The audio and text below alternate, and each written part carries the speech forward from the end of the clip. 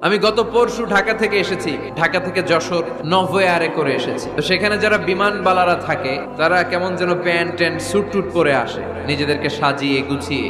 এই বিমানবালাগুলো লিপস্টিক মেখে নিজেকে মেকআপ করে প্রদর্শন করে, কারণ তাদের সৌন্দর্যটাই হচ্ছে এখানে আসল জিনিস। সৌন্দর্য না থাকলে এদেরকে এয়ার হোস্টেস বানায় না। আমরা সিটে বসলাম, ইনস্ট্রাকশন দিল বিমানটা এখন টেক অফ করবে। ইন দ্য মিন টাইম এই মেয়েটা মাইক্রোফোন হাতে নিয়ে বলতে আরম্ভ করলো, ভদ্র মহিলা এবং ভদ্র মহোদয়গণ, আপনারা আপনাদের সিট বেল্ট গুলো বেঁধে নিন। এখনই আমাদের উড়োজাহাজটি শাহজালাল আন্তর্জাতিক বিমানবন্দর থেকে 14,000 ফিট উপর দিয়ে যশোর বিমানবন্দরে উদ্দেশ্যে ছুটবে। আল্লাহু আকবার, আল্লাহু আকবার, আল্লাহু আকবার। তো আমি ঘাড় ঘুরে তাকাইলাম, কিরে আল্লাহু আকবার বলে কেডা?